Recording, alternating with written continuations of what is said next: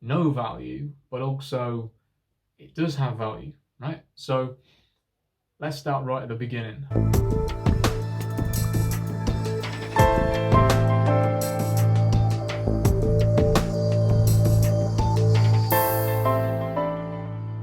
Hey everybody, welcome back to the Paper Favors YouTube channel. Thanks for tuning in. Today I really want to go into depth on why I've really created this channel and what I want to do with it, the message I'm trying to get across, and I want to start that by what better way really than to go into the first part of the book and more than that really talk about, money, finance at its core, or at least what I think is at its core.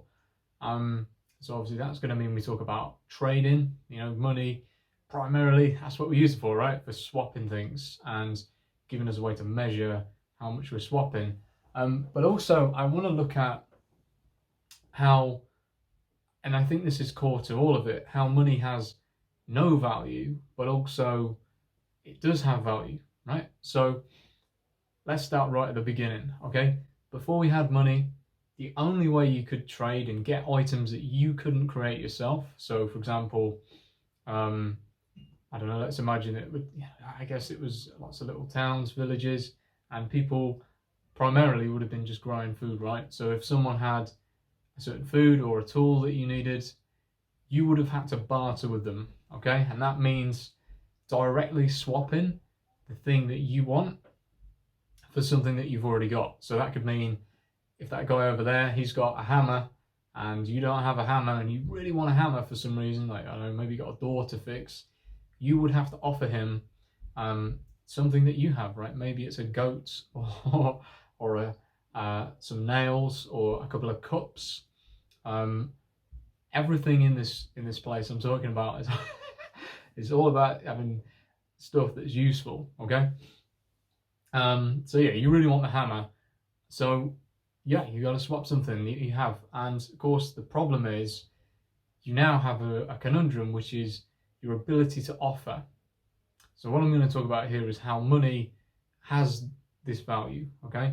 And it has value over bartering, which has a problem. And that is, in order to barter with someone, you've got to somehow offer something, right? What are you going to offer? So let's pretend I've got the hammer you want. Are you going to offer me 3 eggs or a goat, 2 goats perhaps? What about a goat, 3 eggs and a cup of tea? What about fixing my door and then I'll give you the hammer, right? Or fix my door and give me 2 eggs, right? There's so many combinations of just, and I only listed like 4 things then, right? Imagine how many things you own, how many things, and aside from listing all of them, which would be somewhat arduous and you'd probably be there all day doing it,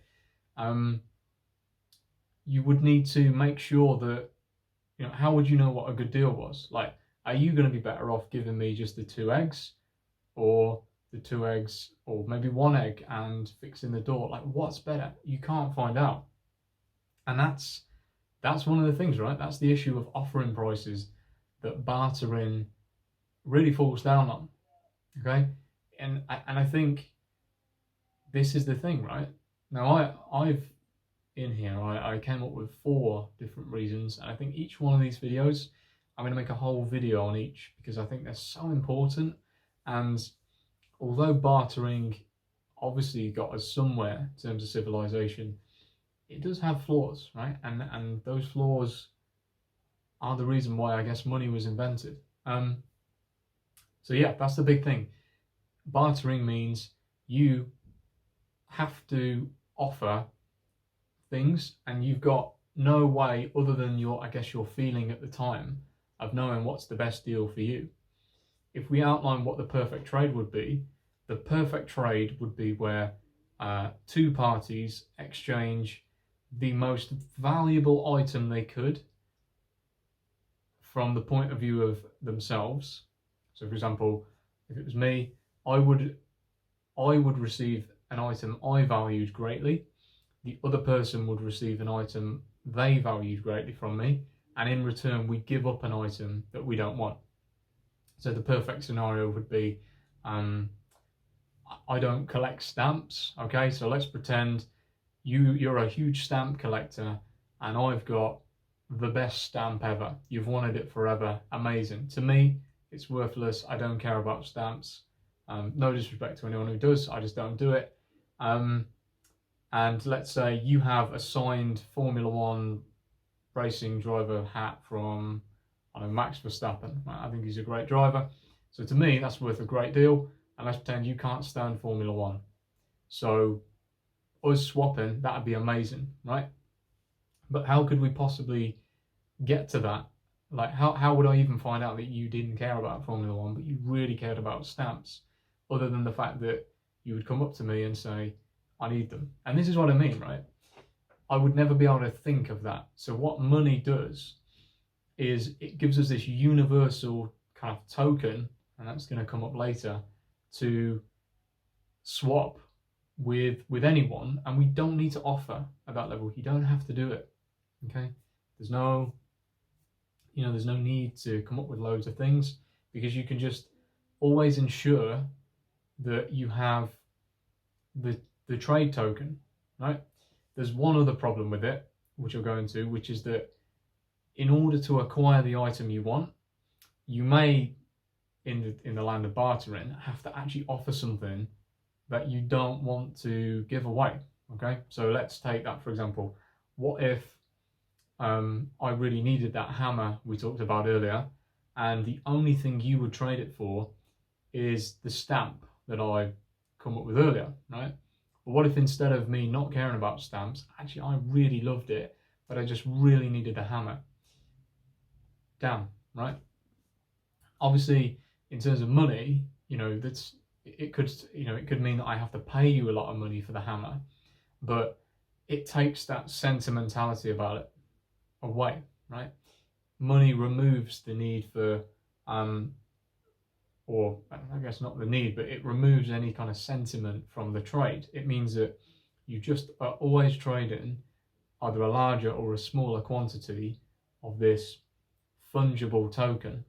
And I say fungible because NFTs are really big at the moment, and non-fungible means not the same, or whereas fungible, like our money, a £10 note is exactly the same as any other £10 note. Obviously they've got a different serial number, but from the point of view of everything, they're the same, right? No £10 note is worth more than another one, and that's how it is. So that's the thing. Offering prices, that's where money gets its value, okay? But what I want to leave you on is the fact that actually the piece of paper or the polymer note has no value at all, other than that which we give it socially within the domain that we can trade. And with that, I'll leave you there. If you enjoyed this, please leave me a like. Obviously, I'm a very, very small YouTube channel at the moment, and it helped me out a great deal. And maybe stick around for episode 2, where we're going to go into this second problem with bartering and look at how money's rescued us again. Thanks, everybody, and have a good evening.